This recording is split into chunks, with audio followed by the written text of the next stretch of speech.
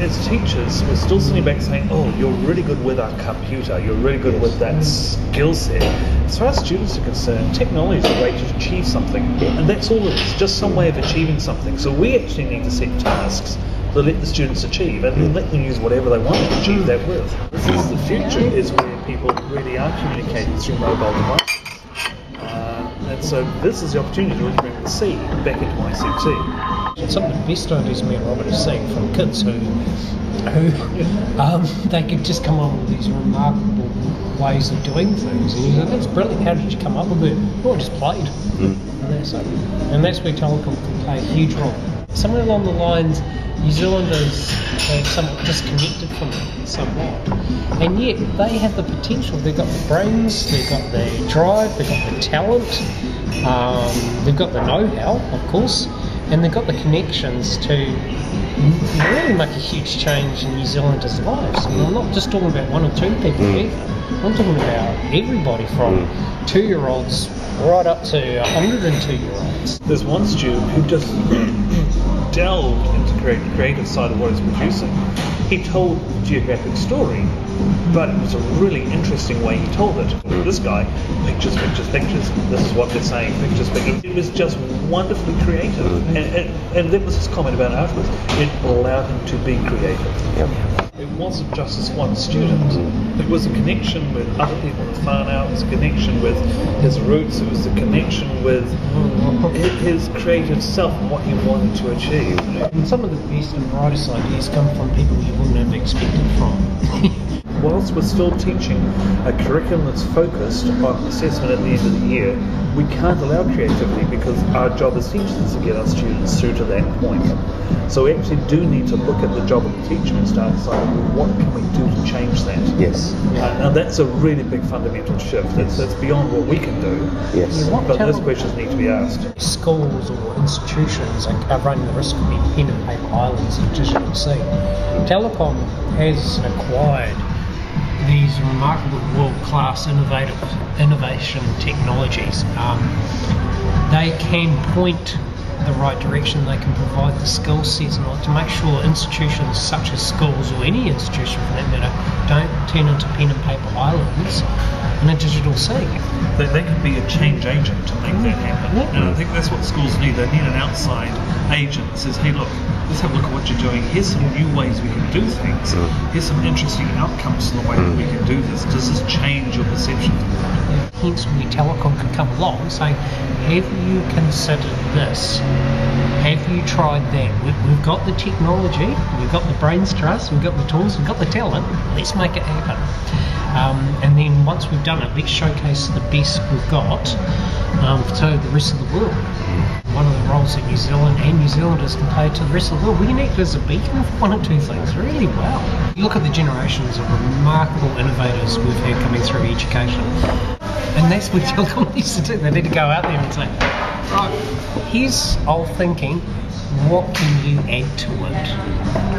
And so far they're doing it via the likes of yourself and Planet 2010, but they need to really get in there, and they will get so much back in return. Goodwill, ideas, creativity, that will be absolutely astounding. They'll get insights into their own products and services they didn't realise they actually had. Have people saying, oh, you guys are the leaders, great, you were leaders for years and years and years, and then there was a murky period where you kind of were, kind of weren't, but then you resolved that by actually going back to what you've done 100 years ago, and you went back to the communities and said, how can we help? On the comment you made there, Nathan, I don't think we're at the leading edge at all.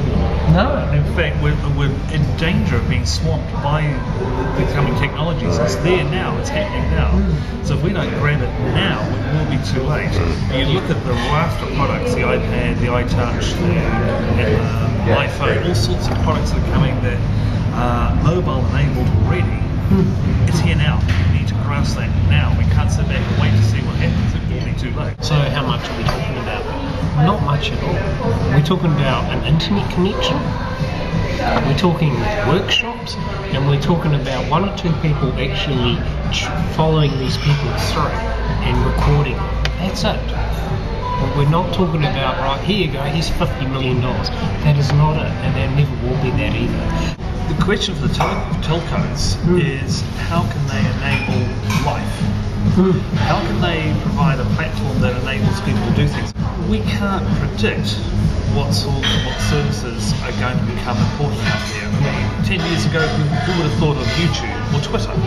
Yet there are a variety of services out there we use a lot. My thought is, how can telecommunications companies provide a platform that enables people to learn, it enables people to communicate, it enables people to interact, it enables people to come up with new things? What are the fundamental enablers required? Then how can the telcos provide those in situations where educationalists and basically people in life in general can pick those up and use for something new? Yeah, exactly. It's actually about how you live your life and how you choose to live your life, and what sort of tools actually help to do that. The funny thing is, Telecom's got all the tools in the tool already. All they have to do is just slightly skew it. That's it. That's all they have to do. If they're genuine about helping creativity and pushing New Zealanders out there to do their best and all this sort of stuff, I mean, you look at what the ministry's saying. They were saying things about devices as well. Yeah. They were saying, look, we're looking at things in terms of, okay, Robert has information, you've got information, John, and I've got information. How can we push it out using devices? How can we push it out using a platform? And that's what the ministry is saying. Now, if a government department like the ministry, and no disrespect, but they're quite conservative, if they're saying that, that's unusual. And that's telling you that a conservative group, who are world class, but they are conservative, are saying, let's push it out and talk about devices and platforms, then you know there's something fundamentally has changed out in society. I mean, if me and Robert tried to float some of our ideas to them 10 years ago, it would have been thanks but no thanks. Big smile. but things have changed dramatically.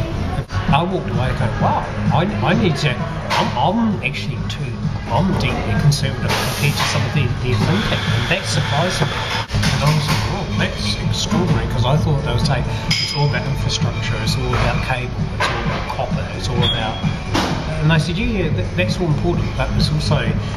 So people walking around with these little devices, how can we get their lives and information, how can we put it on there, but at the same time make sure that they're still learning and all that sort of stuff. And that was the huge reason, one of the biggest reasons why we got the pilot. Because we'll say, let's get the creativity of normal New Zealanders, of students, and let's just put them on their devices because it works for them. And so they agreed. On my IT manager's hat, my job there is to create a scenario where a student can bring in the device of choice and use it in the way they wish. So I've got to enable Wi-Fi for them, I've got to enable printing for them. Whatever the students need, whatever they bring in, I've got to make certain it works in our environment in a way that empowers the students' learning. If you take that a step further, a question for a telecommunications company would be, how can you enable whatever people may bring in such that it fits into your network and provides an income stream for you, but also enables that person to live, do what they wish to do. There's all this insight, there's all this knowledge, there's all these resources out in the community. Why don't we bring it together in one place? And that's where Telecom can do. Telecom has to be very careful they're not just essentially what we call a dumb pipe, where they produce a brilliant service, but that's all they produce. When they could be doing so much more, and when they've got the tools, they've got the talent, they just have to mash them together, day-to-day New Zealanders. And once they do that, then the sky's the limit for that company and for the country as a whole as well. Yeah.